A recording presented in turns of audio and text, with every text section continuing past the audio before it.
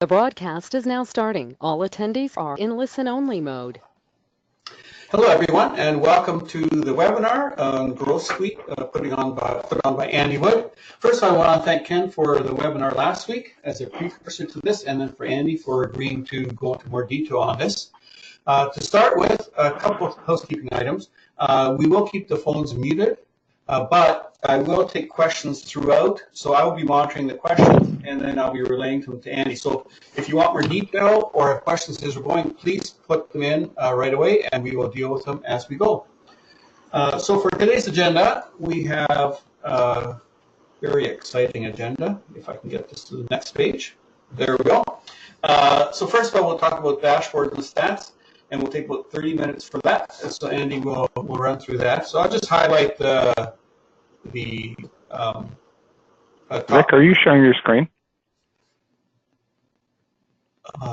Let me. How's that? There we are. That's a little better. All right. So to start with, why don't I just go back a slide here? We'll talk about dashboards and stats to start with, and then from there we'll move into group creation, campaigns, and again we'll provide a meeting agenda, and we will be recording this event as well. And then we'll talk about getting started and the first sends, and then we'll take questions and feedback. And as mentioned earlier, throughout this we will be taking questions, so please feel free to work on them as we're going through.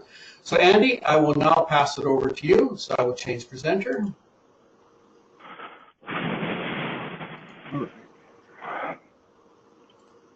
All right, Andy, it's all yours, and thank you very much.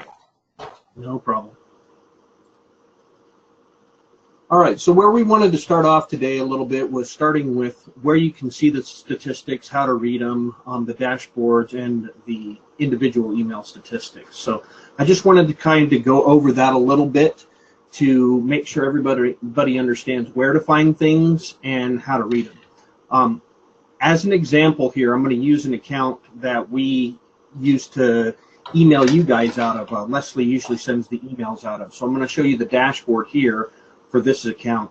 And this is all emails sent from this particular account over a specific time frame.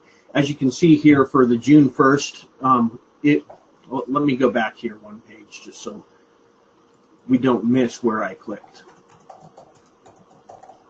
So up here in the upper right, you click on Actions, and you click Dashboard, and this is going to show you your dashboard for all drip campaigns that you currently have sent.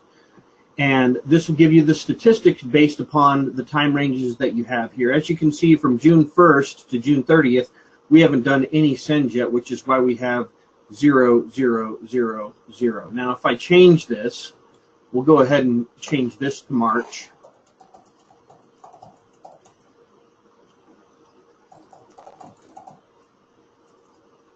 And we'll change this to April. And then we'll change this to May 1st. And we can do this on June 1st. That'll work. You'll see that we have different statistics that we have here. So a total of 7,001 emails sent in March to April versus May to June, where we only have about 2,500 that were sent. You'll see here the statistics. If we're looking right here, you'll see the green line is the bounced, the blue line is the delivered. So we have a 99.67 delivery rate with a 0.33% bounce rate, which is really good. You'll see how many total clicks we have, the clicks percentage. You can look at guides on what like interaction and activity you should be seeing from your customers to have a good open, and it depends on the industry that you're in, what the different rates are going to be. And so when you're working with your customers, you may want to research the industry that they're going to be doing their marketing from to see what a good open rate for that industry is, what a good click rate for that industry is, to get an idea better of what they're going to be dealing with.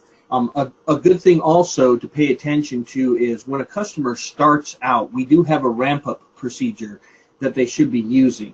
And during that ramp-up time, you will have more bounced emails. You'll have more bulk classified emails until the customer has created a reputation with their particular contact groups through our service. And that's because they're going to be using different IP addresses than they used previously if they were using SwiftPage eMarketing or if they were using ActEMarketing. They're using different IP addresses. And so, yeah. Andy, can you just can you define what exactly an open click and delivered means? Open means that when they receive the email in their inbox that they have downloaded the 1 pixel by 1 pixel image that it is contained in the email that tracks the open. So if they do not download images, it does not count as an open. All right, and then how do we look up just the contacts that were bounced? How do we look up just the contacts that were bounced inside of an individual campaign? So if you're looking for an individual campaign, you can look here. As you can see, there's a bunch of different campaigns that we have here. And the bounce rates for those campaigns are right here on this dashboard if you wanted to look at an overall view. If we're looking for individual stats for a campaign, if we want to go to the individual stats for the campaign and look at what email addresses and why they bounced, then I need to go back here. So this gives you kind of an idea of the campaigns that we sent and the statistics overall. So this is a good, like, what have I done in the last month or what have I done in the last couple months type of thing to get an idea for how effective your campaigns are going. But if I want to get more granular and more specific, I need to come back here to Drip Marketing. And I need to pick a specific campaign to look at. So I am going to look at this one and see if it has a little bit more information. So to view the statistics of it, I actually go into the campaign by clicking open, and then I highlight the particular email stage that I want to look at, and then I hit go to view email statistics. And it's going to give me the total number of contacts, the total number delivered. It's going to give me my unique clicks, and as you can see here, we have a 0% bounce rate. Now, if I wanted to look at the specific bounces that I had, I could come here and I could click on bounced, and it would show me bounces. To find that, what I'm going to do is I'm going to go back to our overall, and we'll change these statistics again a little bit, just so we have a little more to go off of.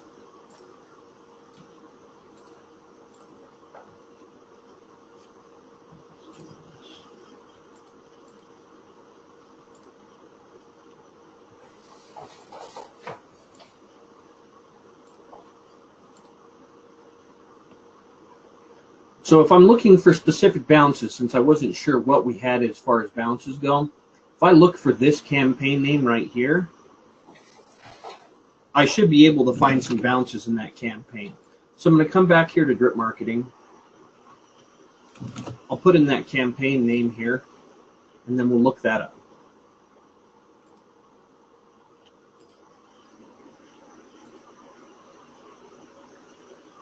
So here we have 0.83, 2 bounces.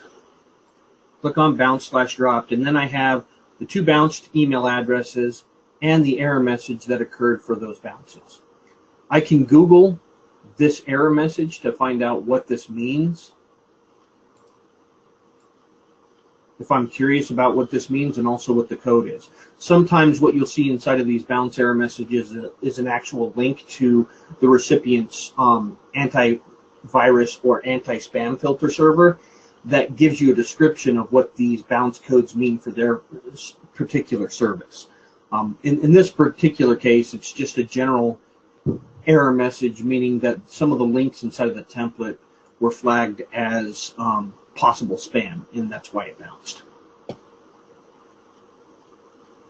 So if you have more questions about this, I mean, are there any questions about total number of members included in the campaign, the total number delivered, where the delivery percentage comes from? It's basically members, versus the delivered. Any that haven't been reported, and when you're looking at a campaign after you've sent it, there are going to be some that are not reported, and that can stay that way for up to 5 business days, because it can take up to 5 business days for it to go through the complete process of sending an email. And we may not get those responses back from the recipient servers until the end of that 5th business day. And a lot of times, if we have to wait that long, usually it's a timeout failure. And so they'll go from being not reported to bounces at that point. Okay. And Andy, yeah. Can you create a lookup of contacts from the list stats? Yeah, we'll get to that. We'll get to that Okay. particular portion of it here in a little bit. I just wanted to go over the statistics that we're talking about, and then Sure. we'll start doing lookups of campaigns and stuff like that, and lookup of the statistics inside of ACT. So the next part that we have here is we have our export function, where we can actually export the individual statistics that we want here. So I can check mark which portions of this report that I want in here. I can either leave them all checked and get all of the information, or I could only go for the bounced if I wanted. And then just click export, and what it'll do is it'll send you an email letting you know when that's complete. And you can click on a link in that email, and it'll give you the CSV file of the data that you're looking for there. So that's one way to get this statistics that you're looking for here. Are there any questions about these individual categories and what they mean here?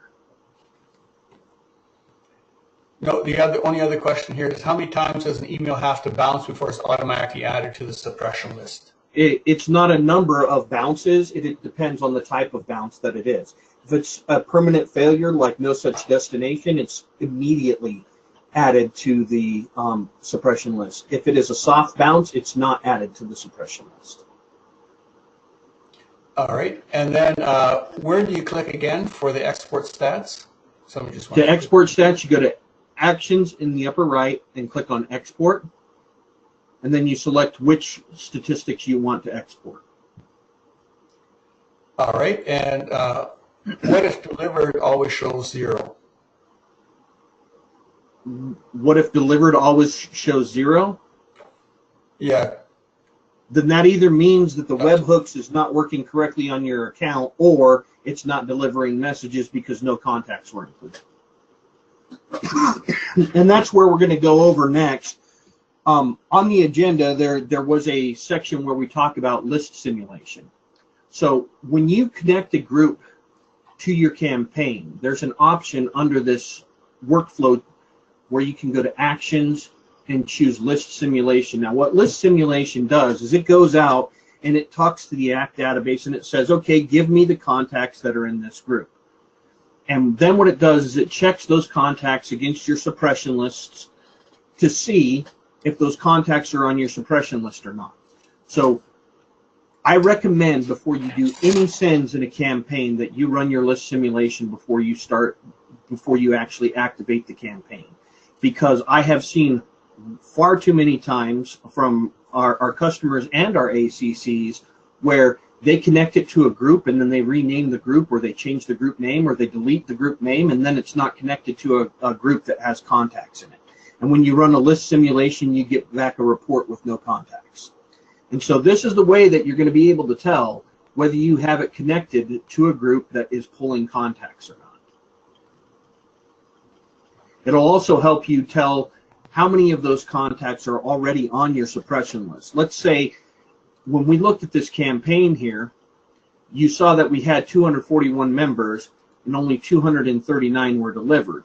Well, the next time we send to this campaign, if those 2 were hard bounces, then I'm only going to have 239 included the next time out of 239.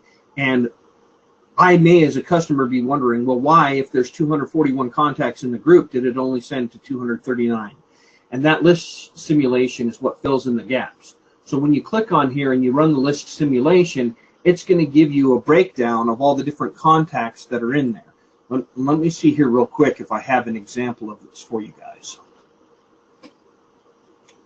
I do have a list simulation. After this first section, I've got a bunch more questions, but I'll wait till you finish the first section. Okay, so here is a list simulation for a particular customer where they were having questions about why the groups weren't. And if you'll take a look here, here's all their email addresses, and you'll see that they have bounced contacts that are showing in here. So they haven't been keeping up with their list cleanliness and making sure that they're removing contacts from the groups that have bounced previously or are listed on the suppression report. And we can do a really quick sort here. And we can get an idea of how many contacts aren't going to be included in it. And it looks like about 72 contacts or 71 contacts are not going to be included in this campaign. And that was the question that they had. Why did I send, why is there such a big difference between the number of contacts that I have in my group and the number that's sent? Well, that's because they had this many that unsubscribed, and they had this many that were classified as bounced in that group. And that's why they didn't send. So that covers list simulation. Does everybody understand why we would want to run a list simulation and what the benefits are to running the list simulation?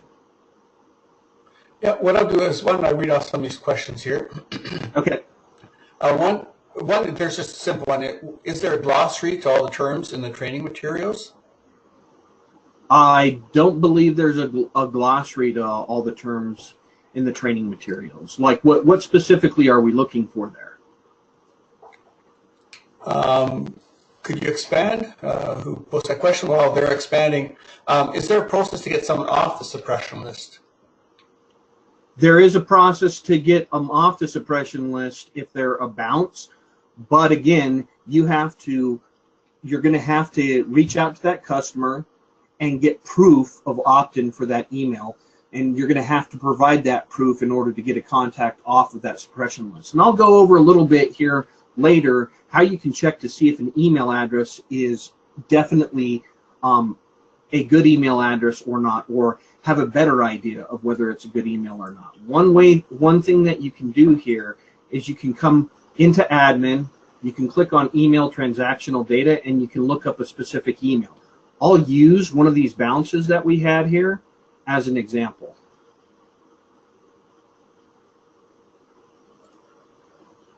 All right, and then the list simulation shows that the UID of the group, not the group name. Why would a group rename break after the association then?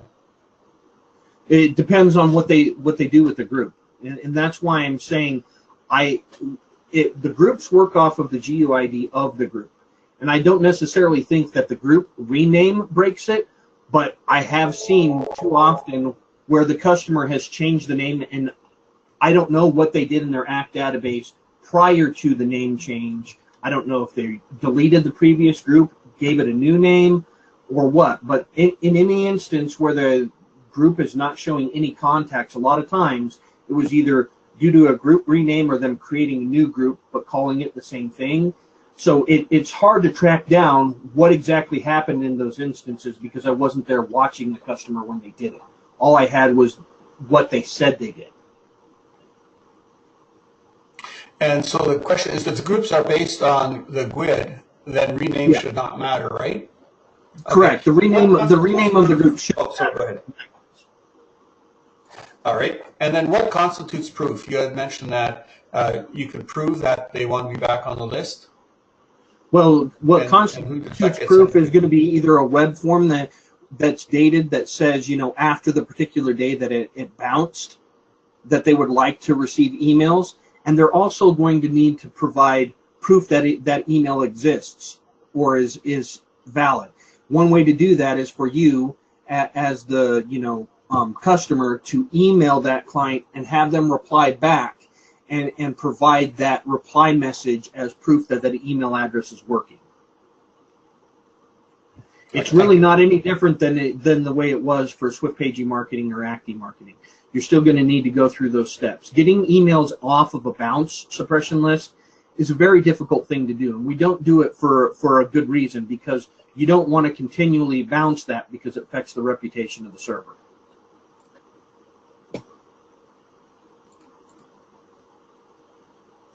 So what I'm doing here is I'm grabbing one of the email addresses that we had an issue with, and we're going to take that and we're going to go into admin here, and we're going to use a function that they have inside of admin to look and see what happened with this particular contact. And you can see what day and stuff. And you can see the entire history of this email. So I just paste in the email address here, and I click retrieve under email transactional data. And it's going to do a search for all of the email addresses that I've sent to, and it's going to give me a breakdown of what's happened with this particular email address. So as you can see, they opened on 5/31, which was more recent than what the bounce happened. And we can scroll through the different pages, and we can see all of the history of this. And if we took the time, we'd actually be able to eventually find when the bounce occurred. And as you can see, since it's not suppressed, it's likely that the bounce was not a permanent failure.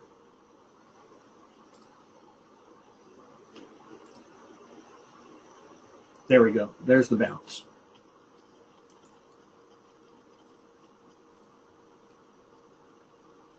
And so if you ever have questions about a individual email address, you can always come in here. And this information comes directly from our ISP to the database here. So this information is 100% accurate with the detailed information from the server. So these transactions write as they occur from our ISP. So if you have questions about, or a customer has questions about a specific email address, where they said, oh, this person said they didn't receive the email, you can just take that email, come in here to email transactional data, look up that email address and see what happened with that particular email. Sometimes you'll come in here. Sometimes you'll come in here and you put in the email address and it won't show anything. And the reason why it didn't show anything is because that email address is on the suppression list. So you can come here, click on suppression list email, go to go, and you can put in the email address. And if that email address is on the unsubscribe or bounce suppression, it will show here. All right, if there's a bounce, does it automatically retry sending that email? We try and resend until we get a permanent failure. As long as it's not a permanent failure to begin with. Like if it's something that says, you know, the server is busy, please wait, we try for 5 business days to deliver that message every so often. And until that 5th business day, we will continue to try and deliver it. And if it doesn't make it by that 5th business day, then we get a timeout message and classify it as a bounce. And there's another question here. I've had a few instances where an email has not displayed in the transactional and it was not in the suppression list. What might have happened? Did you run a list simulation to find out?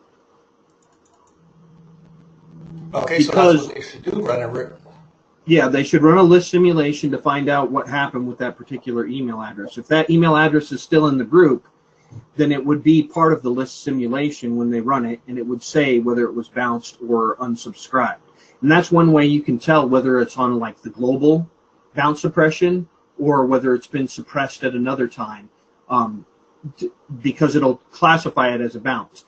If it shows on bounce and it's not showing in here, because remember, inside of this suppression list here, this is stuff that the customer has either uploaded themselves or was uploaded from SwiftPage eMarketing or ActiMarketing when they transitioned over.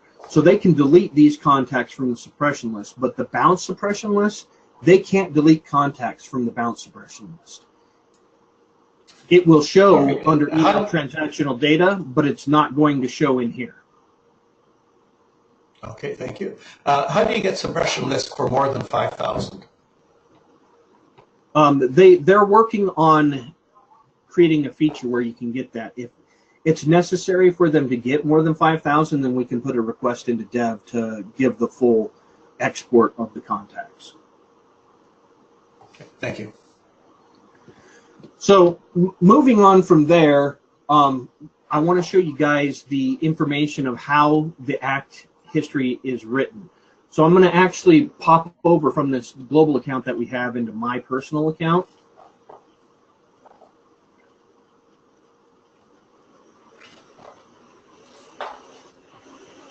so you guys can see how we can track what's going on with a particular campaign and whether the scores are writing or not.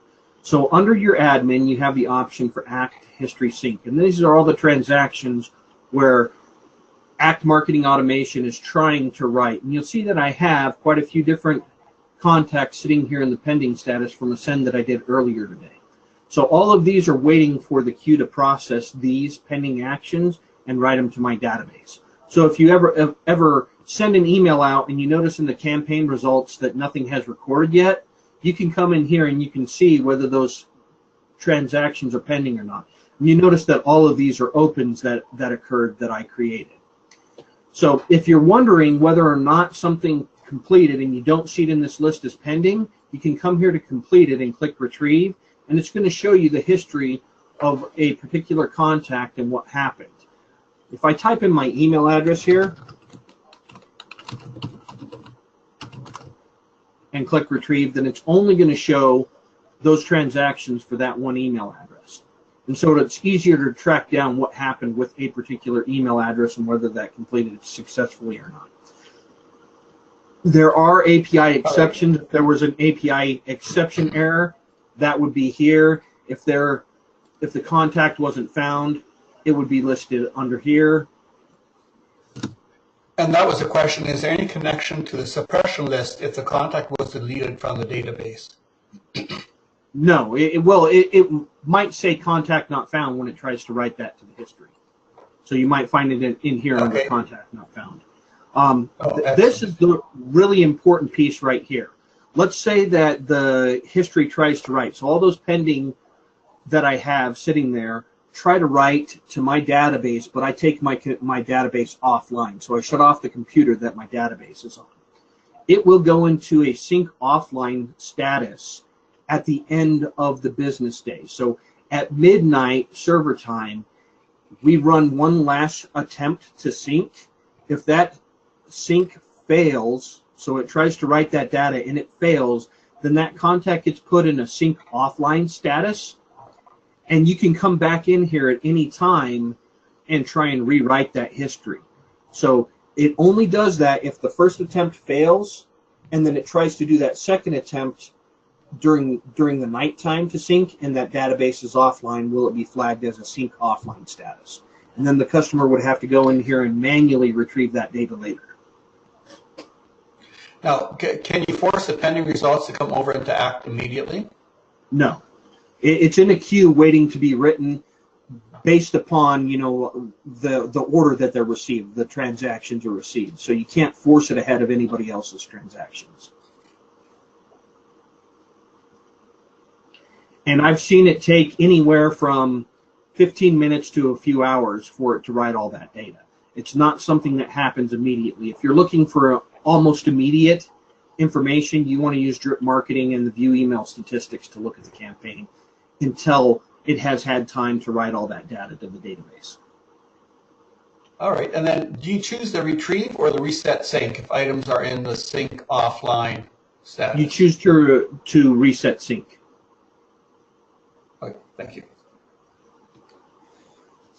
So we had some questions about looking up the contacts and the field values and stuff like that, which is where we're heading next. So this is kind of more along the lines of the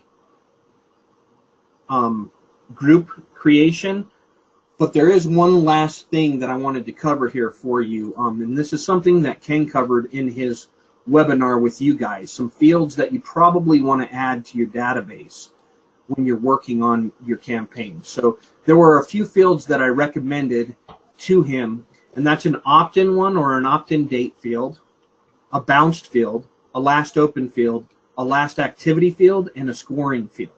Now I've added those fields to my database. If I go here to contacts, you can see here that I've actually added those to my list view, but if we go to an individual contact, you'll also see that I have a scoring field here, and then if I go here to my marketing sign up tab, I have a bunch of fields related specifically to my marketing sign up. I have whether or not they opted in, and this means that they filled out one of my landing pages and check marked the box to say they wanted to receive emails from me. These fields I use to flag whether or not a contact is bounced or opted out. This is if a customer requested specifically to receive product updates but not other stuff. And then I have a bunch of other newsletter categories that I've created as examples. I also have a field here called engaged contact, which means that in the last 180 days or 6 months, this contact has opened or clicked on something. And that's what I use that field for. So we'll go over that here in just a little bit. But let's first answer some of the questions about creating a lookup. So you're wondering, how can I look up the data that came from the results? So I just click on under advanced query, and I go to type campaign results. Now, if I'm looking for bounced, I just choose the category of bounced, and I choose equal to and true, add to list, and preview. Now, of course, I don't have a lot of contacts in my database that have bounced, so I only have one that meets that criteria. But you can imagine that a customer is going to have a lot. Now, this is not a very specific query that I'm looking for. If I wanted to look for a specific campaign, then I could come here, go to campaign results, choose campaign name, and then contains, and then put whatever the campaign name is in here, or I could choose equal to and put the campaign name in there, and then add that to the list, and then I could look for all the bounces in that one particular campaign. Now, what would I do with that information that I have from that particular campaign?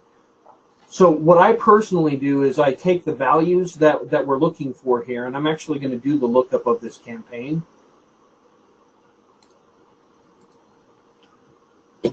And so now that I have this campaign looked up, and you'll see here that I've already done this with this particular contact, where I've looked up the contact and I've flagged it in my bounced field, because let's say that the customer bounced that one time.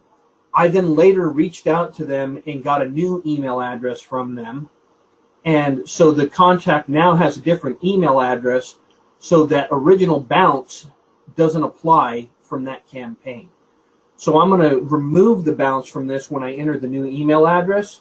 If I put a new email address in here, I'm just going to come to that field, and I'm going to remove my bounce from there and then save the contact, so that I know later on that this contact is no longer considered bounced according to my campaigns. And the reason why we do this is because I can't clear the bounces from my campaign results.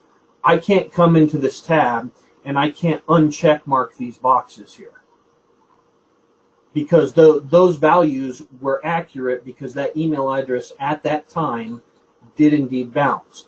And so once I've updated that email address, I can use this bounce field that I've created to filter off of contacts that have bounced or unsubscribed. So it's important that you keep those separate, because if I just do this search, the lookup for advanced query, and I choose bounced, and I look at all contacts, I'm going to get all contacts that have ever bounced. It's not going to be specific to a particular campaign. And so you have to keep that in mind when you do that here. That's why I recommend, if you're looking for contacts that bounced in a specific campaign, make sure that you add the campaign name to your query, so that you can look for all the bounces in that one campaign. And then once you create that lookup, you can use the list view to use an edit and replace for that field. So we'll pretend here real quick that I have all my contacts here, okay? And we're going to pretend that these few right here are all ones that bounce. So I would come over here, edit, replace field. I'm going to choose my bounce field. And then I'm just going to throw yes in there. And so all these contacts are now flagged as bounced, okay? And I also have that, newsletter sign up field. So I can then go and I can create a group where I want all contacts were bounced does not contain data, and I'll add that to the list. And then I also want any contacts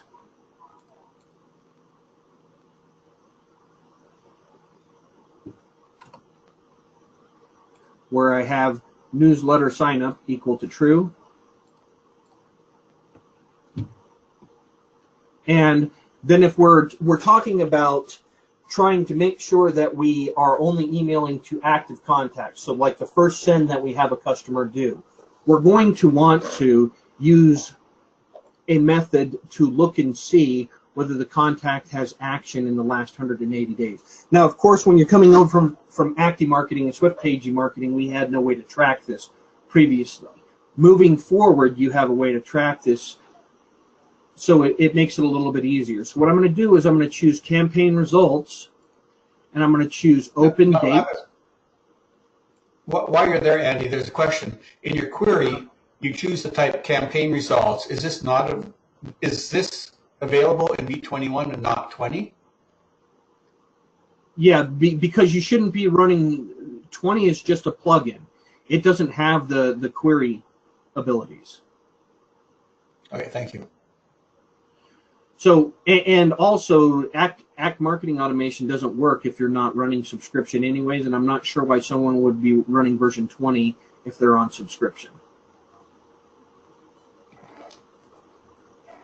So within the last days is what I'm going to want to put here. 6 months is 180 days, and I'll click add. So right now we have contacts that are not bounced, so we're going to be excluding any contact that has never bounced.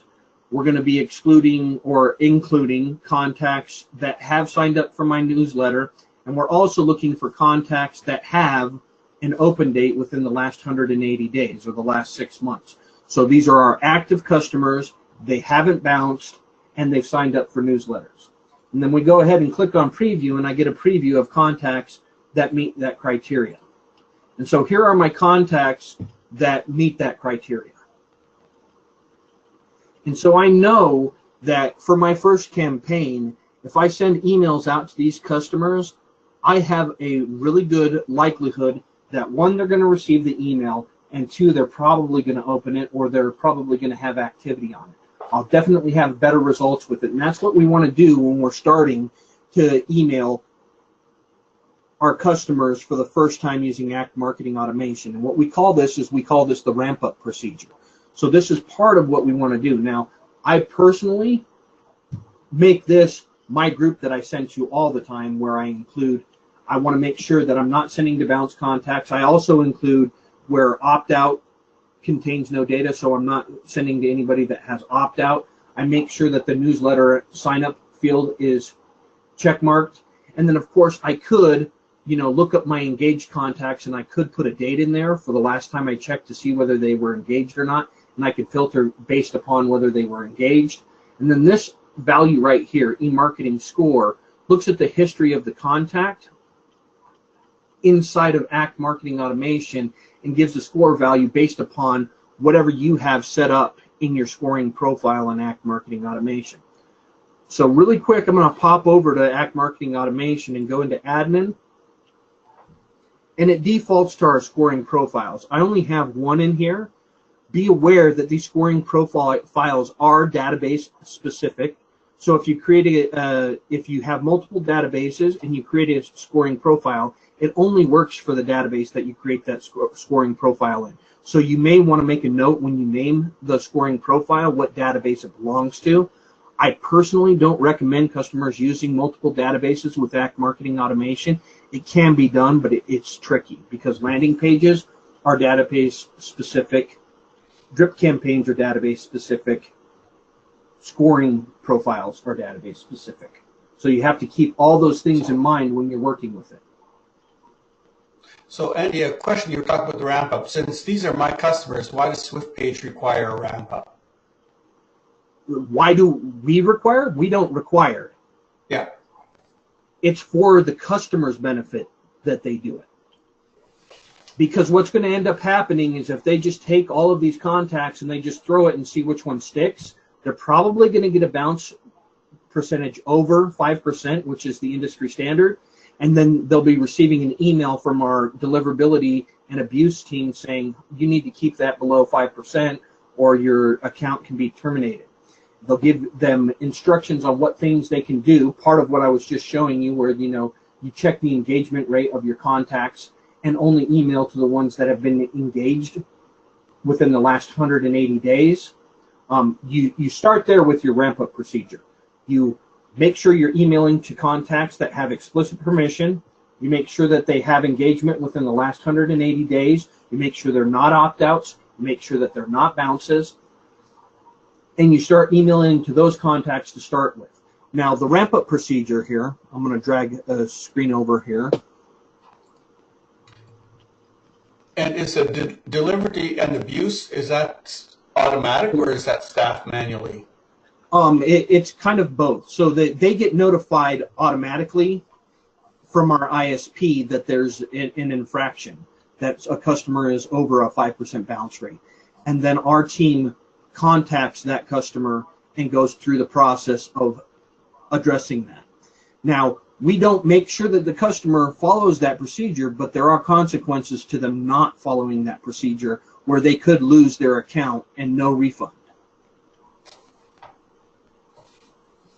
So it's really, really important that they take the deliverability and the abuse information that they receive in these ramp-up procedures seriously, because they could cause problems right from the get-go if they don't take it seriously.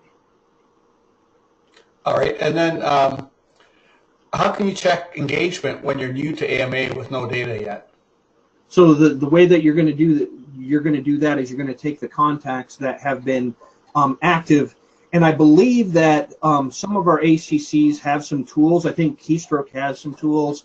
Other ACCs have some tools where you can take a CSV file, and you can export the CSV file either from Act eMarketing or SwiftPage eMarketing, either one of those, and you just look at the last 6 months on your reports, or maybe even just the last 60 days on your reports, and you import or flag those customers that have opened an email within the last 180 days. So you take that data that you've been using from either SwiftPage eMarketing or Act eMarketing, and I can't remember what the name of the tool is that Keystroke has, but there are a few other ones that some other ACCs have. It's called multi-search. Yeah, multi-search. And we demonstrated it last time and showed everyone the download link. Yeah, and it's a really great tool because it takes that CSV file and flags those contacts really quickly so you know which ones are engaged, and then you're just ready to start emailing. So that's the best way to do it. Now, if you're coming over from another provider other than SwiftPage eMarketing or Act eMarketing, it doesn't really make a difference because you're still going to have that data from whatever provider you came from previously, and you'll still be able to use a tool like that to import that data. And of course, you could always use the slow way where you could use a merge, for the contacts through Act and have it only update a field and not overwrite contact information and stuff like that. But again, you're risking a lot when you do that. Okay, I'm just making you aware of the time now, Andy. So that covers the basis of it. Now, this is a document that you guys can get to through our knowledge base that covers the ramp-up procedure. Now, as you can see here, it says start with a segment no more than 500 of your contacts, most active and engaged recipients. So you're going to start with a maximum of 500 of contacts. Now, if you have more than 500 contacts that are explicitly opted in, have engagement within the last 180 days, then you're going to want to break that 500 up into multiple groups. And the way that it works is you start with 500. The next day you can send to 1,000. The day after that you can send to 2,000. The day after that 4,000, and so on.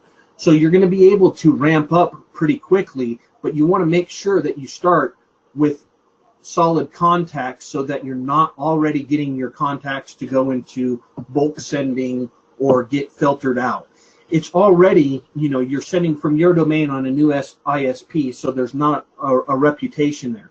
And that's why we have the ramp-up procedures. I'm going to build a good reputation to start with. And then you can expand from there. And as you can see, if you're wondering, well, when do I increase my volume? Increase the volume slowly by no more than double the previous day for 5 days until you reach your normal and full volume. For very large lists, it could take a few weeks to get the reputation fully established. So once you do that, you can start, after the first few sends, you can start to add some of the contacts that may not be your highly engaged one. But you want to make sure that you start out with the best of the best contacts that you have to put a good, solid foundation in for your sending. And if you have any questions about this, you guys can find this link. So if you just go to the ACT website, click on Customer Resources, Marketing Automation Resources. Right here under Browse Knowledge Base Articles, the bottom link here is how to employ an email ramp-up procedure when using ACT Marketing Automation. And this is where I got the guide that tells you basically how you want to do it. And it's really easy to go get here and have your customer follow this procedure.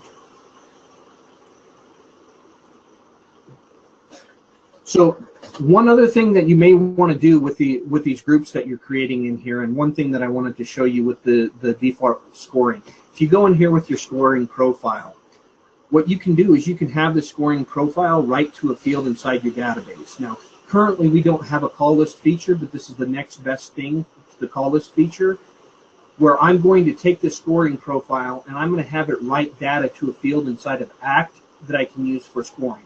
So right now we have email campaigns clicked with a scoring value of 2, open, score value of 1. Now if they fill out a landing page, it's worth 4. If they visit a web page, and this is only if you have the web activity enabled on one of your websites, would these values be available. And this is the default scoring profile that comes with any account. And then I have selected which field in the database I want that to write to. So I just come down here and I find the field that I want to write that to, which is eMarketing Score, and then I go ahead and click Save and Return. Now, a key note for this is that it doesn't write any old information that has already updated. So if all of the scores have already been processed, then it's not going to update this into the database. It only writes new information. So let's say that I did this send today, and I'm looking at my score results right here. So this contact has a score value of 7 currently for the last 90 days. If I hadn't created or mapped that field prior to this data coming in, then it's not going to write to my database. It will the next time I send to this email address and it updates the score value, but it won't until there's a new update. So you can't manually push this data to the database. It only updates as new information is available. So if I were to send a new email and this email address opened a new email on that, then it would push this new score value to that contact record. And Andy, what SPF settings are recommended to improve deliverability? SPF is not required for ACT Marketing Automation because we handle that on the server side. Okay, thank you. So moving on with group creation, you may want to do groups that you have for contacts that have bounced. And again, those are just going to be based upon those recommended fields that we suggest you create. We're going to do advanced query. We're going to choose, sorry, I'm going to go into contacts here.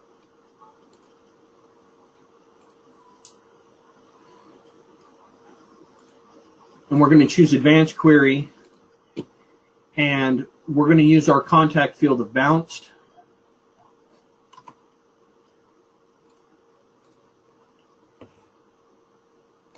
Contains data, add to list, and we'll replace that. And now what I have here is I have a group of contacts that I can send to someone on my sales team to get new email addresses from these people, because I now have a reason to contact these customers. I know that I don't have a valid email address because my email marketing system says that they bounce. So I have a reason to talk to them, and why not? Why not talk to them if I have a reason to? So I suggest to not look at your bounces as a failure and discount them. I would recommend using it as an opportunity to get in contact with your customers and possibly make a sale. Opt-outs, that's questionable. Sometimes if people opt out, it's because they don't want to ever hear from you again, but sometimes they opt out because you didn't give them a selection of whether they wanted product updates versus newsletters, or maybe they wanted construction information on your newest sites or something like that, and you just didn't give them the options during their newsletter sign up to tell you what different content they wanted to receive, which is why I recommend when you do your opt-in newsletters that you put different classifications for the type of content that you're going to be sending, and allow the customers to select those different things and then have it write to a field in their database to say, okay, this is the type of email that I want to be receiving. And then you can create your dynamic groups to say, okay, all of these contacts are going to be signed up for a newsletter, they're going to be engaged, they're not going to be bounced, they're not going to be opted out, and let's say that I'm doing people who are interested in construction. So they're going to have a flag here in the construction field, and so I'll also put that as a filter on my construction group to say they're interested in construction. And so that way I don't send people who are interested in vehicles information about construction and possibly get an opt-out. So, quick question, Andy. Does bounced imply an invalid email address, or does it also mean soft bounce, caught at the server, etc.? Bounced is going to be flagged as caught at the server as well, so it'll include the soft bounce as well. We don't discriminate for the bounce error message. It flags that on all of the contacts, which is another good reason why you want to flag these contacts as yes and then follow up with them. So on that note, we're going to go ahead and take a look at some of the things that you can do with bounces. So there are some tools that you can use. MX Toolbox is one of them, where you can look at a particular email address and you can look to see if there's any issues with it. So sometimes if a customer's email address is having problems, or they're saying that all of their email is going to, let's say it's going to junk or it's being blocked. First thing that you're going to want to do is you're going to want to come in here, check blacklists, and put in their domain name. And just do a quick check to see if their domain is listed on any of these blacklists. If it's not, then that's probably not the cause for them ending up in the folder. Another thing that you can do if they're getting bounces and stuff like that is you can use a tool called centralops.net.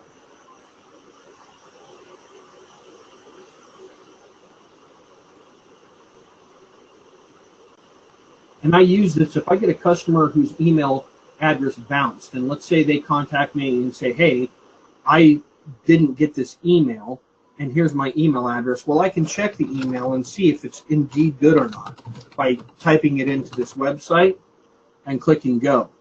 A lot of times, even though the customer says that their email address is valid, sometimes you'll come in here and you'll type in the email address and it'll return an error code because they haven't set up their domain, their Exchange server properly. Maybe they haven't set up their DNS properly, and so it's not finding the email address properly.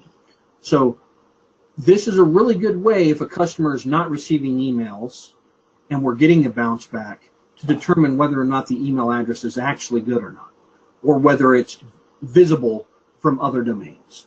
Sometimes customers have it configured to be able to send to themselves or other local corporate entities, but they don't have it configured properly to be able to be found in DNS or DNS lookup. And so this is one way you can root those particular issues out. And this really helps when the customer is saying, well, there's so many emails on here that are on my bounce list and I don't think they're invalid. Well, look up the email address and see what the error return code is, if it's invalid or not. And then you also want to keep in mind that maybe on the particular day that the email was sent, there might have been a network event that occurred that caused a timeout. So the error message itself is really important when you're looking at bounces as well.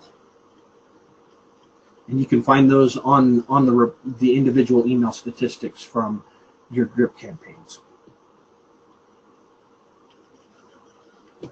So next we want to move on to, if everybody's okay with it, creating a drip campaign and some follow-up.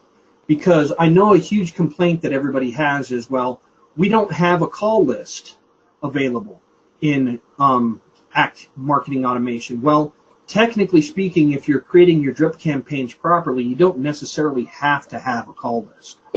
And the reason why I say that is if we create a new campaign here,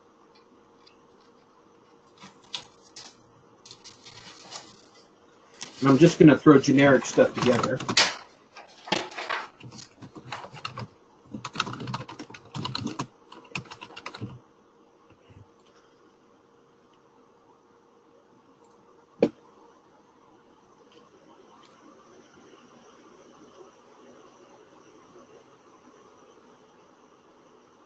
So right now, I'm not going to worry too much about the specific email that I have selected here, because we're going to be talking about building the campaign so that we have follow-up and stuff. So the first thing that I'm going to do is we have our first step where we send our email. The next step that we want to do is we want to set a decision that is going to happen after the email. And we're going to have it off of that first stage. So we're going to hit go here. It's going to come into our criteria for what we're going to decide whether it's a yes or a no. I'm going to just say email opened, and the stage that I'm looking for is our email series 1 stage, and I'm going to click save there. So we're looking for any contacts in my email series 1 that have opened an email, okay? And I'm going to go ahead and leave it at that for right now. We could go further and we could look at specific links if you want to add new conditions. The options available are call result, column layout value, email click specific URL, in list or not in list. So those are the different options that we have available. Probably, you know, you would use these in specific circumstances if you're looking for something specific. Like if you put in a link to your landing page where you're wanting information, and maybe not everybody fills out the landing page, but you want to see if they click the link to the landing page. You can make a decision based upon that specific URL to the landing page inside of your template. So we're going to go ahead and click here and choose Save and Return. And now we have our yes side where we're going to follow up with our customers that did open the email, and our no side where we may send them another email afterwards. So I'm going to go ahead and click here, and I'm going to choose Change Action Type. And I actually want an action. I'm going to go ahead and click OK there. I'm going to click on Edit for the action. And I'm going to say that I want to create an activity off of this. Or I could add it to a group if I wanted, but in this particular case, I want to create an activity for it. And the reason why I want to create an activity is that I want to assign this to someone in the company who can schedule a time to follow up with this particular customer. So let's say that I want Tristan to follow up with this customer, and I want him to make a call. So I'm going to say this is in regards to call list example campaign.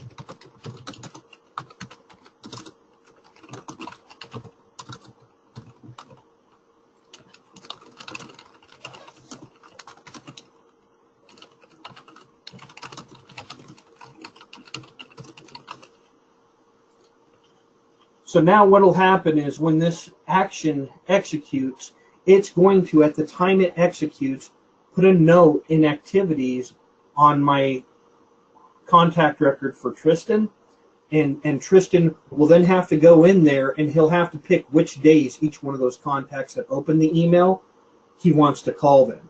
So you'll come in here to your task list, and I don't have any current ones in here, but you'll see that I have some from way back in the day. And I may want to move these to a calendar date on there. And it looks like these were done way back in September, so we'll try and go back to that. So while you're doing that, quick question. What is call resolved and some of the other options? Call resolved and some of the other options in which part? Right here? Kelly, can you verify? Yes, yep.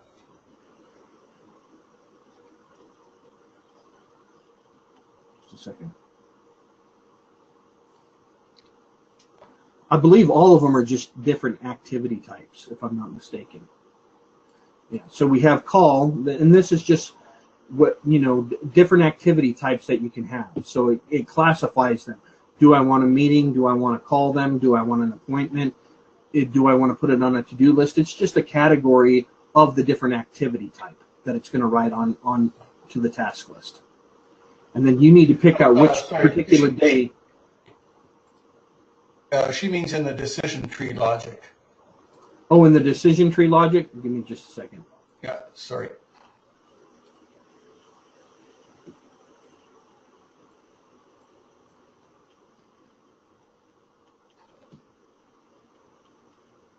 So we're talking about right here. Sorry.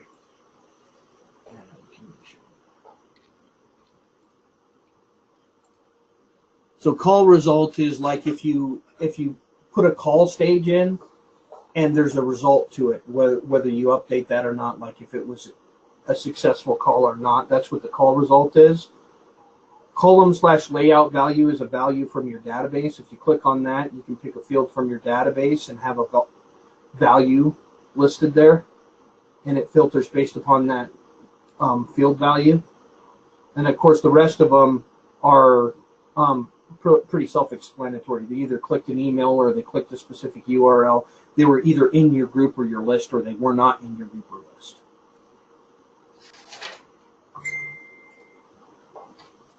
Does that answer the questions there? Yeah, and just somebody else just reiterated again, a glossary of terms would be very, very helpful. Yeah, I think a lot of this stuff, as far as like the decision tree and stuff like this, is in our knowledge base, and it's also in the videos. It gives a little bit of an explanation on what each one of those options is. Excellent, thank you. And so this is one great way that we can create an automated call list. In fact, it's even better than what we had inside of Act eMarketing or SwiftPage eMarketing, because instead of me having to manually look up the call list and see who had activity or who didn't have activity, it just automatically adds it to whichever user inside of Act I assign that to, and then it's up to that particular user to put those different activities on their calendar and follow up with those calls. So it makes it a lot easier for us to get that call list, and you can see why the call list feature wasn't built to begin with, because we're not using this as a email marketing system anymore. We're actually automatically assigning it to somebody, a salesperson, and say, here are the people who open the email, contact them, pick which days they're available, and call them on those days. And then we can do the same thing here with our no branch, where we throw another email stage in, and we say, okay, I want to send this customer another email, and the people who open that email, we're going to do this with. If they didn't open the email, we're going to go ahead and end it at that point, or we could assign it to a group. So one of my suggestions here is we're going to go ahead and change this action type.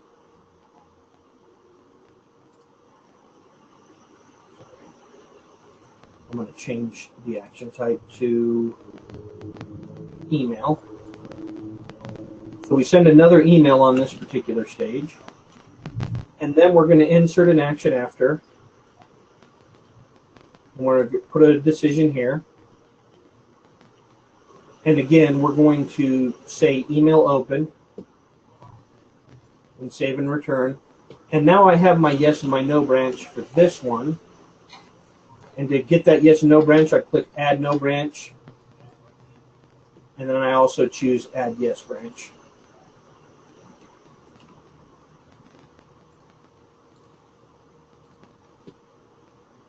And then we'll change our action type for these. So for my action type here, I'm going to choose a call. And this is where we're talking about like call results. So that call results option would be based upon a stage like this where we did a call and there's a result to that call. And then this is the stage where I'm talking no. Maybe I want to, after this customer, all these customers have not opened the email, maybe I want to assign this to a group of people who haven't opened my email or haven't had any action. So I'm going to go ahead and edit this, and I'm going to add it to a particular group. So I'm going to choose add to group, and we'll pretend that I have a group here of people who are not engaged. So we'll just say that my demos September 26th is my not engaged group.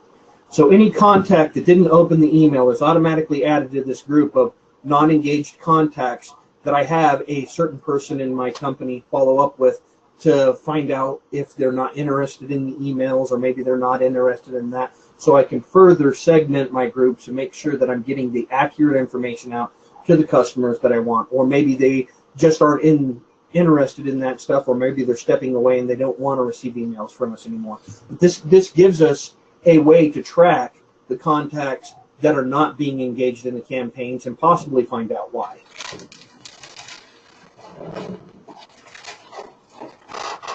Any questions about that? Does that all make sense? Now the question is the membership dynamic or static? This membership, it's gonna be based upon what the actual group name is. I mean, at this point, it's going to be static because I'm adding contacts based upon a contact being injected into the group. But if the criteria for that particular group is based upon a field, then it can be dynamic. This right here doesn't set the criteria for the group. The group is just a name. However they create the group, it determines whether it's static or dynamic. Excellent, thank you. So this doesn't actually, just to make it clear, this does not create the group for them. This allows them to add contacts to an existing group that they have already created.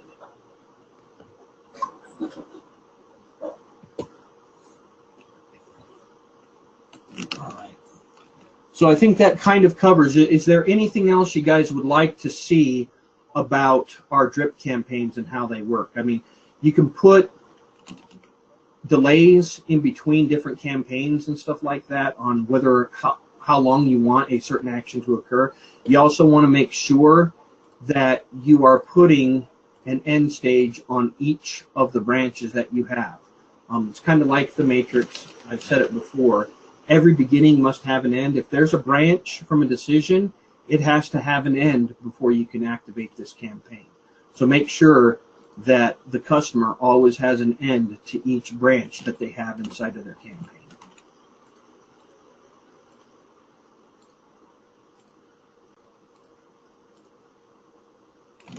And then another key point that you're going to want to look to is at the very top, you can click here and you can look at the subscribers that you have included in your campaign. On each one of these levels, you can manage subscribers. So if contacts are sitting here waiting to execute on another stage, you can click on Manage Subscribers and see which subscribers are waiting and what date they're going to execute to that next campaign. You can look at each one of these branches and you can look at the Manage Subscribers on each one of these steps to see where contacts are throughout the campaign. And then finally, if you're curious as to where contacts have been, let's say that there's no contacts in any of these stages at the top, you can go down to the end and you can look at Manage Subscribers and you can see which of the contacts have made it where, because it'll show them right here at the bottom if they've made it to the end of your drip campaign. And so that's very valuable when you're making a really complex drip campaign to see where each contact is inside of the drip campaign. And then you can also, of course, go in here and you can view your campaign dashboard and get an idea of an overall idea of how many contacts are at what point in what stage.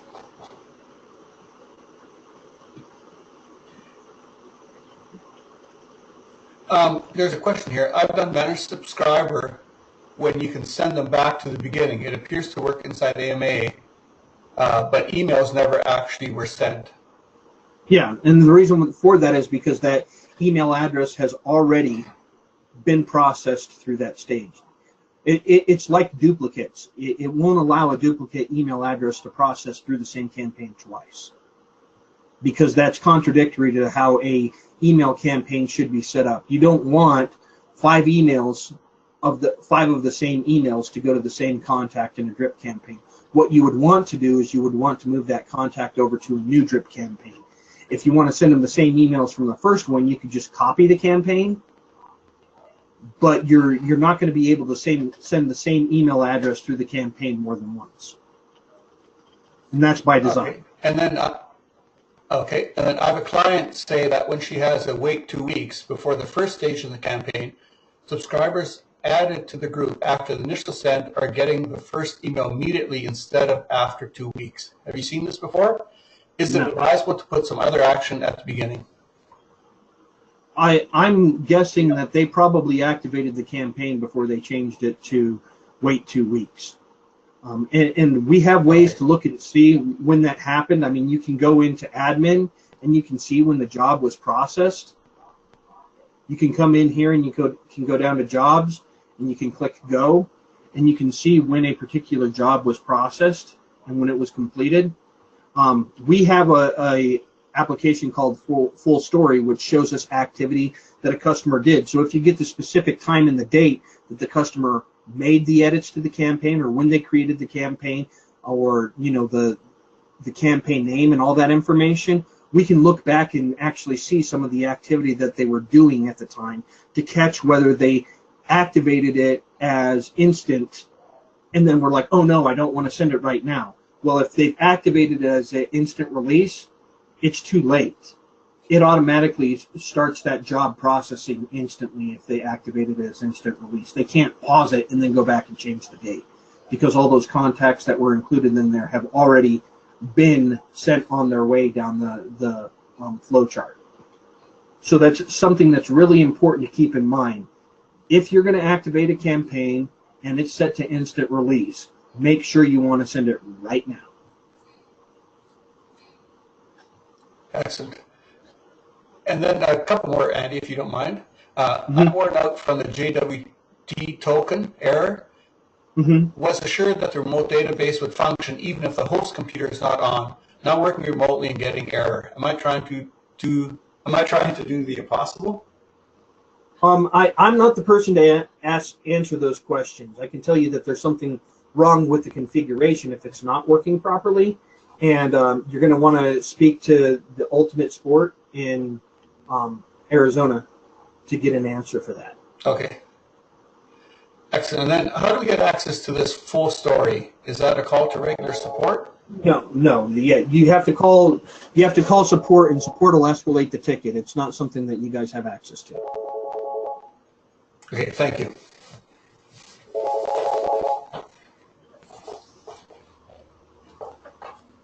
And then there's a few other things that we talk. Yeah, go ahead. Just one more. Is there a special phone number that we can call for AMA support?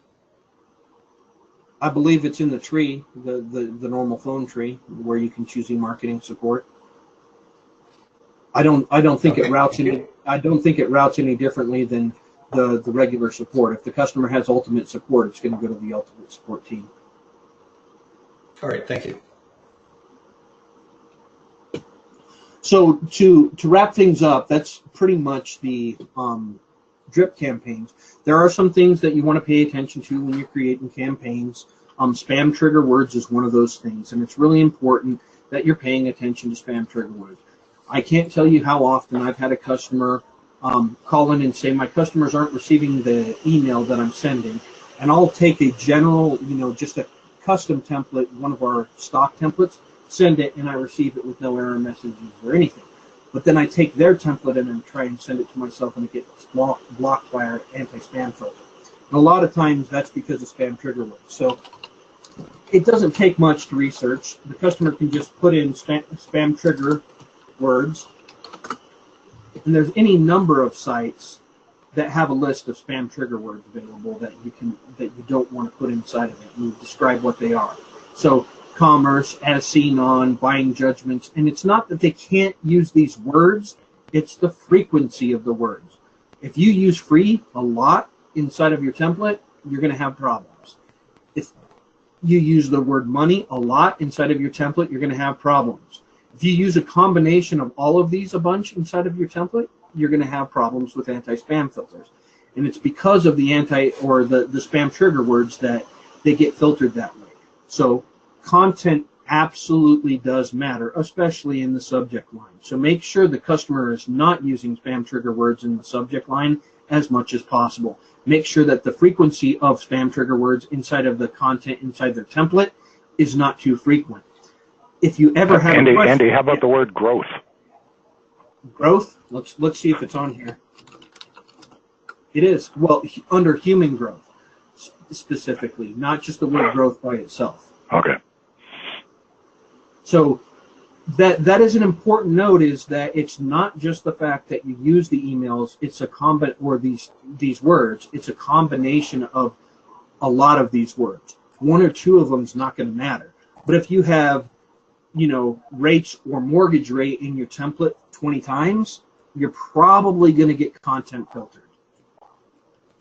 So this is important for the customers to understand, and for you to understand when you look at a customer and they're calling you saying, hey, this system doesn't work because they're not receiving my emails. Well, let's take a look at the content inside of their template and see what happens. Another good thing to do is take that template, send a test to yourself, see if you receive it. If you don't receive it, that's probably content filtered. A good way to test that is to just grab one of the stock templates and send it to yourself. And if you receive that, but not the one that the customer created, you're probably getting content filtered.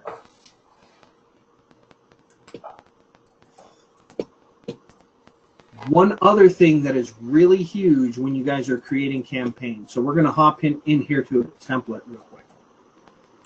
A really important thing that people tend to ignore is image to content ratio, or to text ratio. And you actually want your images to be, I believe, about 25% to your text ratio. So even this template right here, my image to text ratio, I only have 2 images, but the amount of text that I have in this template isn't that much. So I'm pushing the line with this particular template. Customers very often will get a flyer from their marketing department. They will save that flyer as an image and import it as one large image, which you can see is an immediate problem because there is no text ratio at all when they do that. If you see a customer doing that, make a recommendation. You want to keep a balance between text and images. You want to take that, break it up, and actually create the template. And it's not very complicated with this template builder. This template builder is very easy to take a flyer and recreate it in most instances. So that is a key thing that you're going to want to look for deliverability rates, because it absolutely does matter how much images versus text they have, especially if an email content filter is looking at that. And Spam Assassin is one of the largest and most widely used email spam filters, and it definitely looks at the image to text ratio inside of a template. Another good thing that you can do. Go ahead. Sorry, does that mean that the HTML import is an issue? That HTML import is an issue if they're using the WYSIWYG editor? Yeah. No, it's not an issue if they use the WYSIWYG editor, but they need to make sure that that HTML template that they're importing has good text-to-image ratio. And we're not talking about text on an image, we're talking about actual HTML text. And what's a good ratio? Do you have any suggestions there? Yeah, you probably don't want to have anything more than 75 to 25 ratio. I mean, 50-50 is pushing it. They generally say that you want to have about a 25% to 75% text ratio. So 25% images, 75% text. So if a customer doesn't want images, or just want it at the bottom with logo, that's not an issue for the ratio? Not an issue if it's only text. The reason why images are an issue is because they can be filtered out, or sometimes the images don't load, and it could be a problem. And that's why it's technically considered a spam issue if you just have images in there. Okay. Now, are these things enforced by all ISPs? Is it standard? No, this is dependent upon which anti-spam service the customer is using, something that is completely beyond our control. That's why we have these recommendations, is because any company could start up and become an anti-spam filtering service, and they set their own rules for how they want to content filter. And any individual email admin can set up their own rules for how they want a content filter. What we're giving you is the recommended practices, for the best recommended practices for marketing. Now, you can get away with using just an image as a template, but you're going to hit a smaller audience if you do that. Excellent. Another key feature that we have here inside of the drag template editor, the drag and drop template editor, is the text version. I can click on that and I can create just a text version of my email. So I can put all the text that's in there. So if the customer doesn't have the ability to render images in their email client, they will get the text-only version of the email. So I recommend doing this because it will help your deliverability if you set up just a text-only version of your email.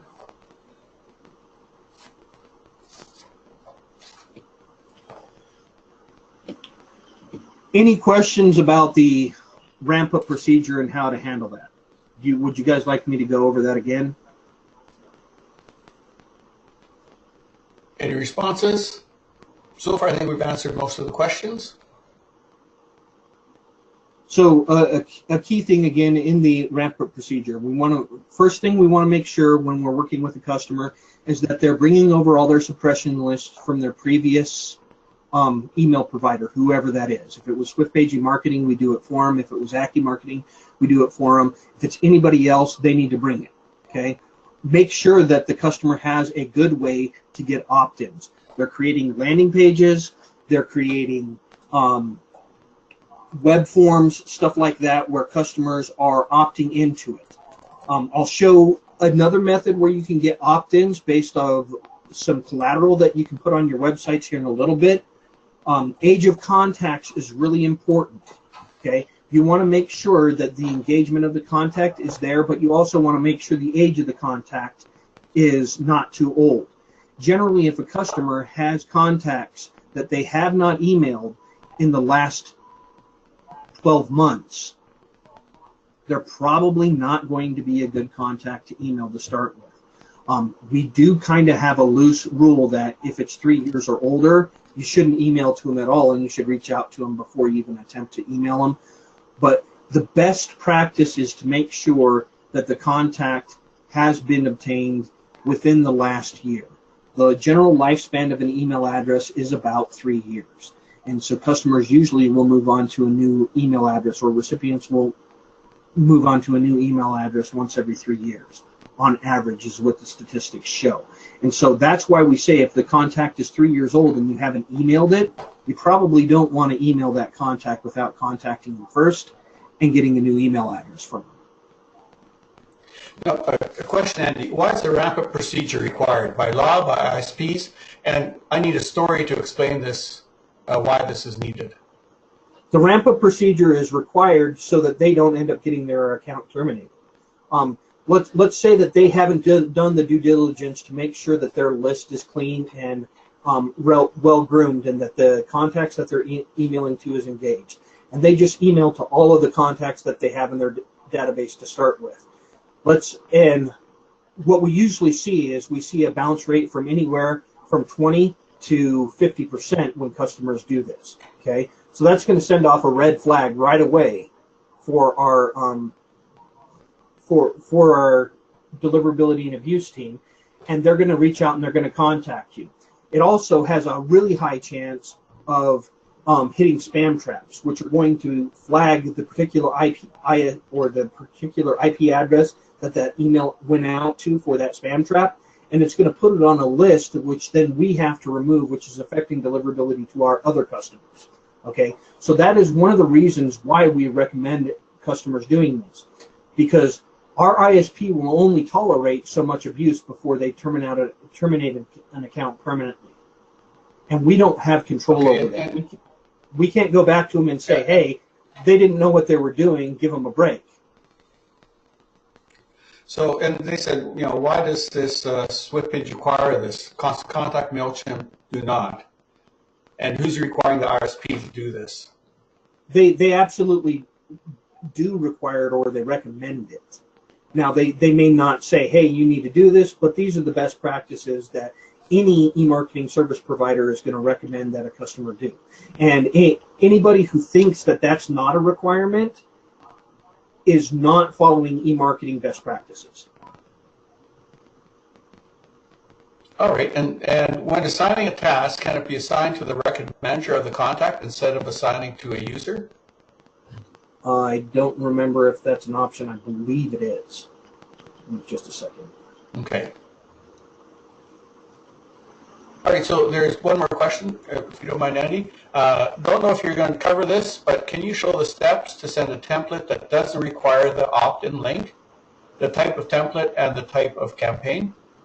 There is not a template that doesn't require the unsubscribe link. They don't exist in our system. You cannot send an email through Act Marketing Automation without the unsubscribe link. Okay, thank you.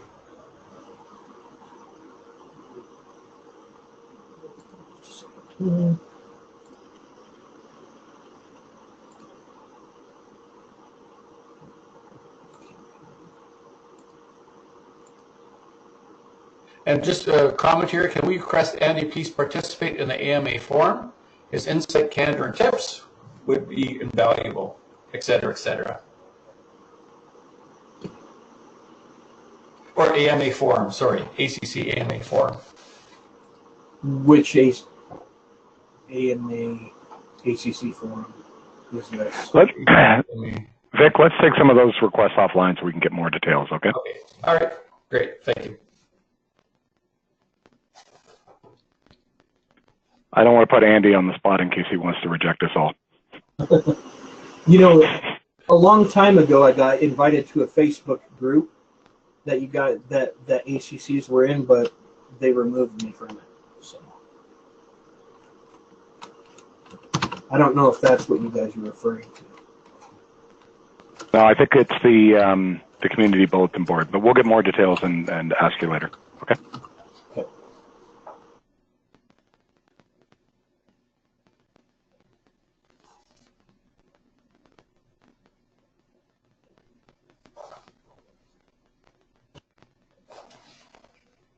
Any other questions, Vic? Nope, no other questions, sorry. Okay, let's go on to the next section.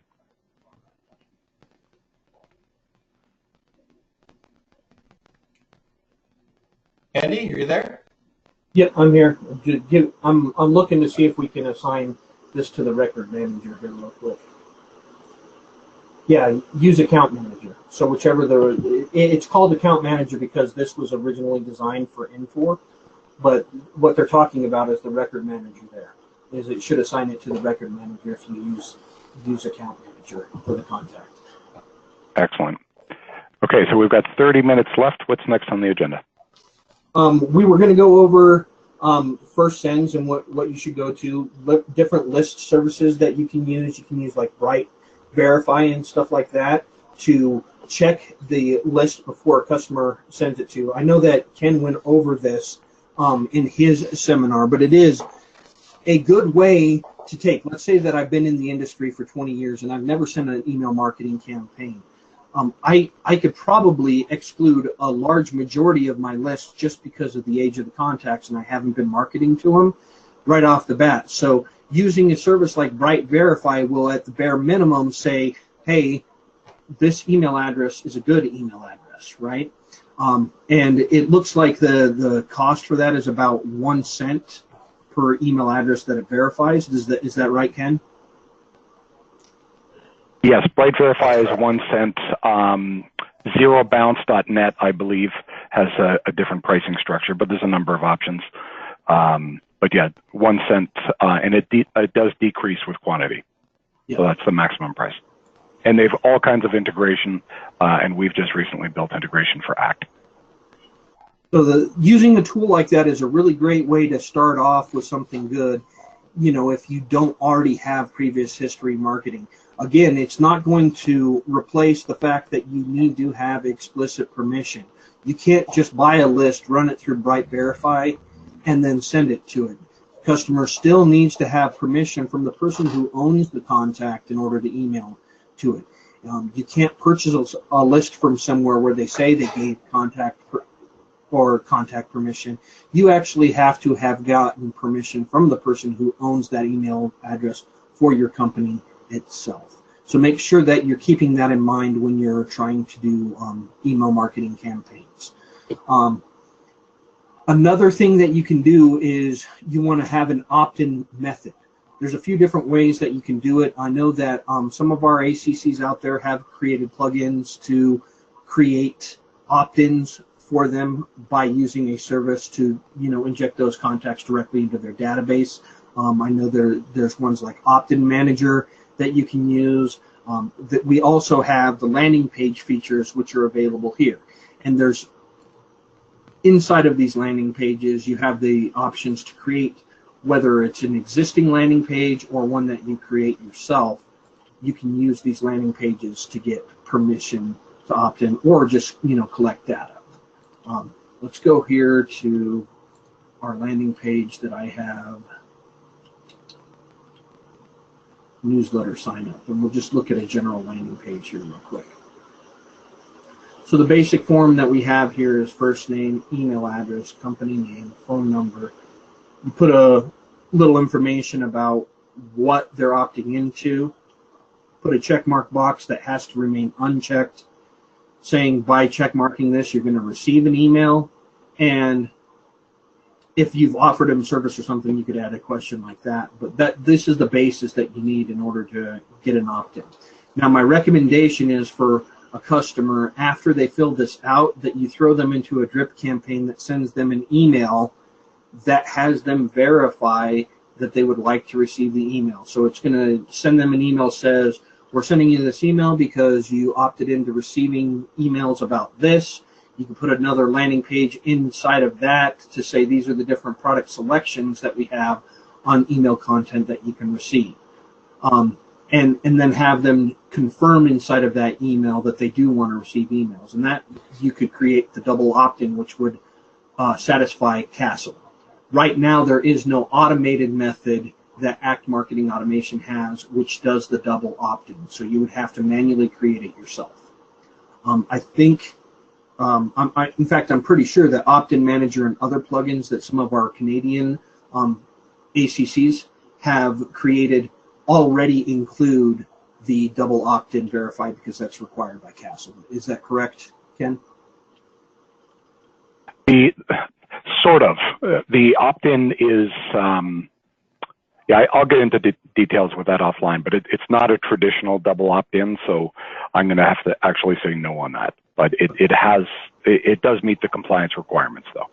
Okay, and so that's a key thing here. You can use landing pages and stuff like that to create your double opt-ins and meet the requirements that you have for any web page or any landing form in order to get your opt-ins verified for whatever anti-spam policy that your particular client is having to deal with. So make sure that you're aware that these options are out there. You'll see that in the last stage here, when I'm inside of my landing page, I can click here and I can choose an action type at the end, and I can actually send them over to a decision stage, and then I can have it do stuff based upon that, like maybe give them another form that comes up after that. I can, when I create the landing page, have them added to a drip campaign directly from them filling out the landing page, which sends out that double opt-in email to confirm that they do want to receive the email. So you can be quite creative with the way that these landing pages are set up. And I don't know if you guys have any other questions about that, but I wanted to move on to another method besides landing pages that we can use to get lead information, and that is our assets. So our assets are PDF files, website URLs, or YouTube videos. Okay? And I can use these assets anywhere. Let's say that I have a library of help documents on my website. I could take every single one of those PDF documents on my website or videos on my website, and I can add them in a campaign. So, for example, I'm going to use my self-help guide, and that's going to be the name of my campaign for my asset campaign. Now I can create a multiple number of assets.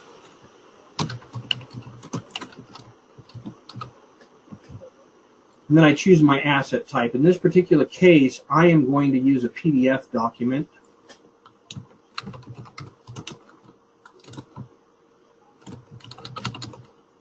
And then I'm going to hit next. I'm going to select the asset. I don't already have this asset that I want, so I'm going to upload or create a new asset.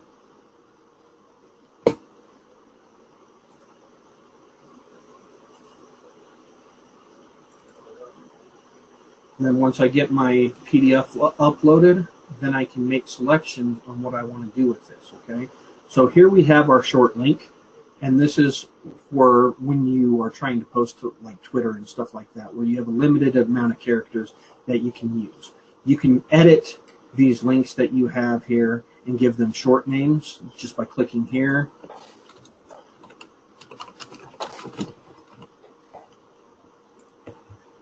And all that does is change what's after the / there and give it a unique name for you. The next thing that I want to do here is I want to change the properties or set the properties for this PDF asset that I have. So I'm going to go ahead and go down to properties and choose set properties. First option that I have here is whether this is active or not. So I want this to be active. I do not want to allow the customer to save this from my website. This is just a little icon for the, if you want to show a website icon, you can link it to the icon URL for your website. And then this is a notification when someone completes an asset, you can have it email a particular email address. I believe up to 10, and you separate them by semicolons. But this gives you notification when someone completes an asset. So I'll go ahead and throw my email address in there. And then I'm going to go ahead and go over to the lead form. I do want a lead form. And I can pick from two different types. Full contact form, which has like first name, last name, title, stuff like that, or just email address. Email only is that one. If you're just looking to farm email addresses, you can choose email only. If you're looking to get a little bit more information about the contact, you can put contact form, and you'll get first name, last name, and stuff like that as well. I'm going to choose email only for the purposes of today, and I'm going to choose page number or time. Since this is a PDF, I'm actually going to choose a page number, and I want it to be prompted on page 2. Do I want to allow them to cancel the pop-up form or the lead form? I do not, so I'm going to leave this unchecked.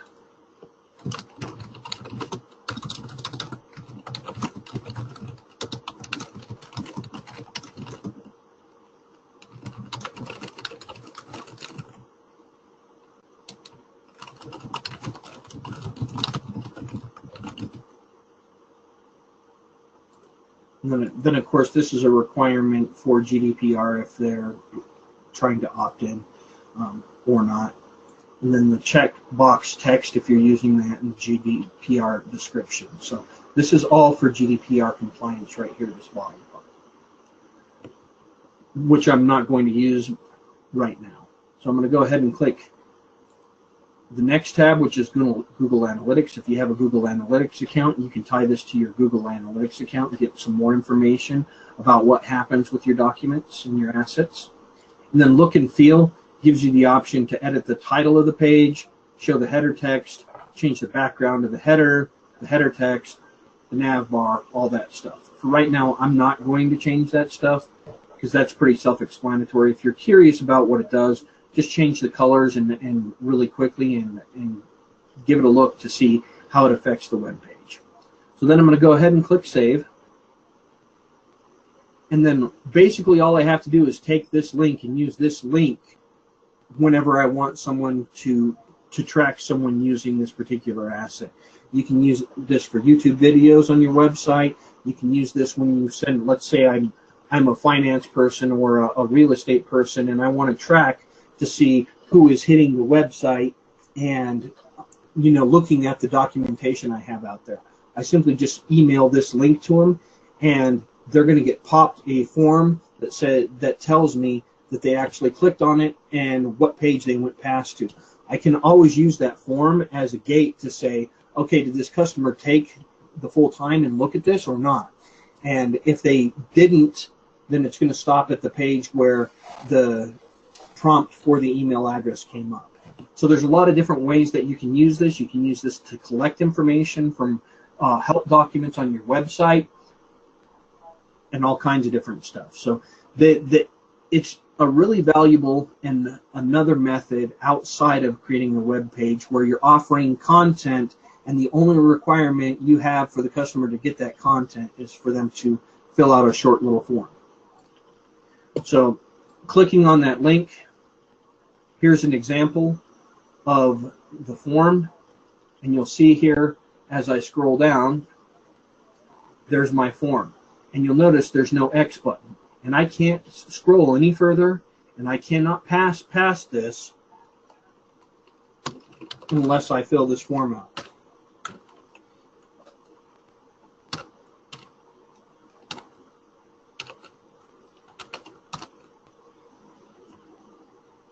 Oops.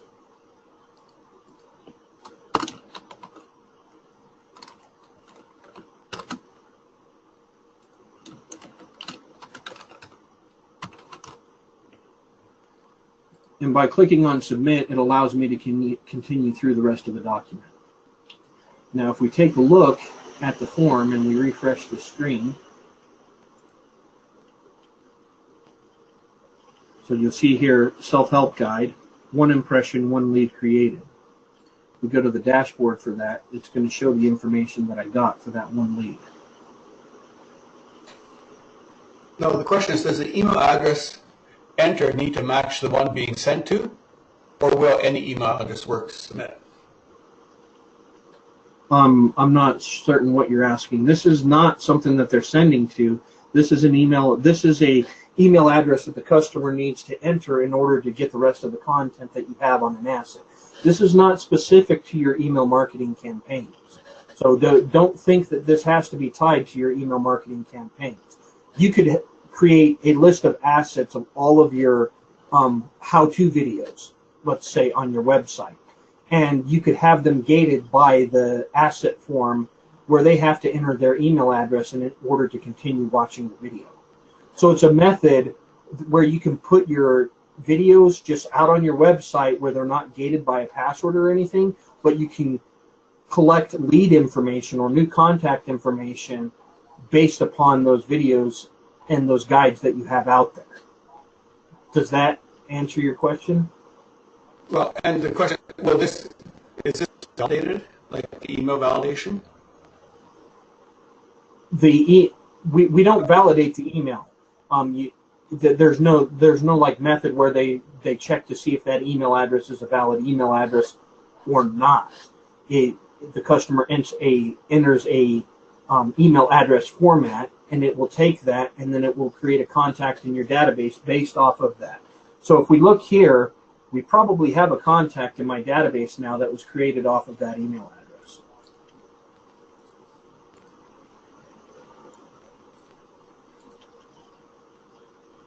Let's see here. I did not include emails in here. How are we doing on time, Vic? So the question is, yeah, we have 15 minutes left, Andy, so we're doing pretty good right now. So, I mean, the question is, if something else, .com, does it allow it to pass? As long as it has the @ symbol and the .com and it's a properly formed email address, yes. Yeah, okay.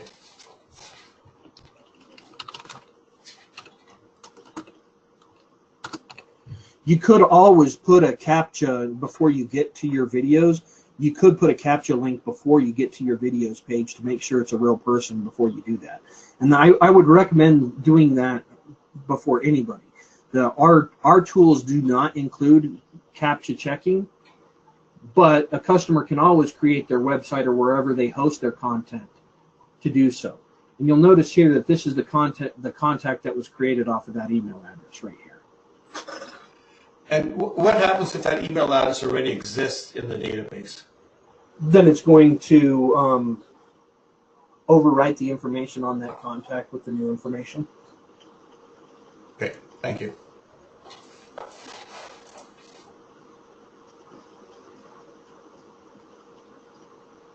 Any other questions about assets that we have? It says, how do you create a capture, I think, prior to your form?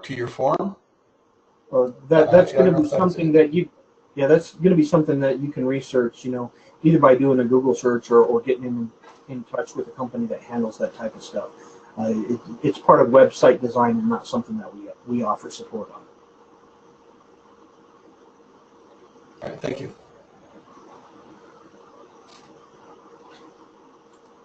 So another thing that you can look at after we've done, our asset creation and stuff like that, I'm going to go back over to our main company account here so you guys can see a little bit more activity here. But if I look at web activity based upon our assets, you'll see that there's a little bit more information. So this is the web activity that goes on with our website, our act.com website, and what people are visiting. I can go into a dashboard and I can look and see what type of activity is happening there, how many new repeat visitors returned once. If someone has filled out a landing page or an asset form, then there's going to be a little bit more information if they filled that out. So if I were to come here and I go to dashboard for this asset campaign, you'll see that I have 21 impressions and 0 leads from this. So it's going to give me the locations of those impressions and where the person was located. It's also going to give me what the asset was that they were using on this dashboard here. I can also go back here and let's look at one of these ones that has a lead.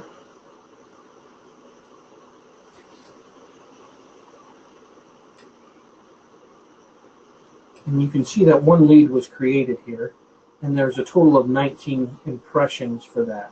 So you can see where the location is in the country that these customers are clicking on those, and possibly, as long as it's reporting the ISP location correctly, you might be able to assign it to someone in your sales team in that territory if they visited that website in that location. If we come back here to our web activity, and we actually go in here, you can see that I can look at different types. And if I wanted to just look at leads that were created off of assets or landing pages, these are the leads that were created off of those landing pages. And the interesting thing about these is if a customer fills out an asset and gives their email address, you'll find that the web activity that they do from that particular contact will then show the email address associated with it, as well as the ISP that they accessed it from and their location. So when they fill out an asset form, it gives you a little bit more information that you can track here inside of web activity for the customer. If you're curious on what exactly this lead is from, you can see what it's from by clicking on the little icon and how long they spent on that particular asset.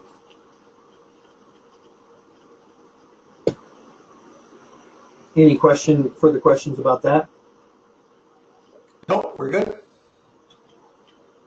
So to wrap things up, I just want to make sure that everybody understands the importance of the first email that we send, making sure that we use the proper ramp-up procedure, that we're making sure that we're sending, especially if they're coming over from Active Marketing or SwiftPage Marketing, the first email that we send is not more than 500 contacts, and it's to our engaged contacts. We're going to want to make sure that we exclude any bounces or opt-outs from our campaign. It should automatically do that because it's copying over the suppression list from SPE or Active Marketing. You can run a list simulation to see how many contacts are going to be filtered out from that group that you initially choose.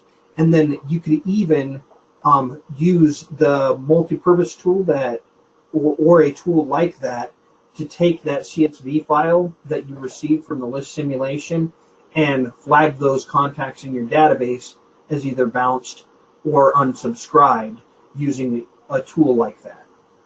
So that when you send to that first group, it's not sending anything but the number of contacts that are in the group, and your list simulation is almost always accurate. And that's what your ultimate goal is with your list simulation. You want to maintain your groups and make sure that you're following up on the contacts, removing people that are not engaged, only emailing to people that are engaged, removing people that are bounced, removing people that are unsubscribed, removing people that have complained. And if you do a proper maintenance of this, it doesn't take very much using Act Marketing Automation, because most of it's done for you. You just need to create dynamic groups with those filters in it. And then when you run your list simulation, it should be almost identical to what your group count is when you run your list simulation.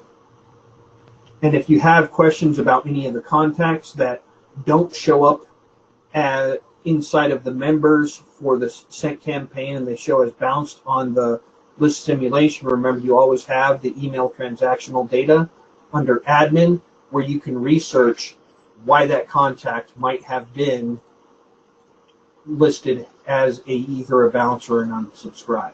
And you can also go into your suppression list of emails and see if the contact exists there as well.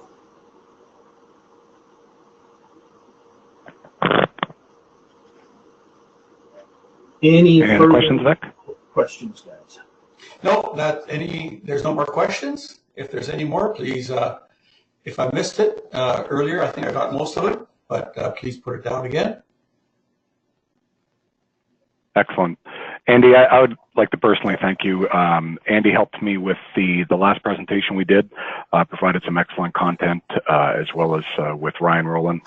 But you've been extremely generous with your time, and when I suggested this as a follow-up, because I didn't want our webinar to be technical, and I suggested Andy offer one that kind of dovetails the one we did, Andy didn't hesitate for a second. So really, really appreciate it. Please, anyone that enjoyed this and got something from it, feel free to, or please, socialize your appreciation with your friends at SwiftPage. I want everyone to know how appreciated Andy is. And I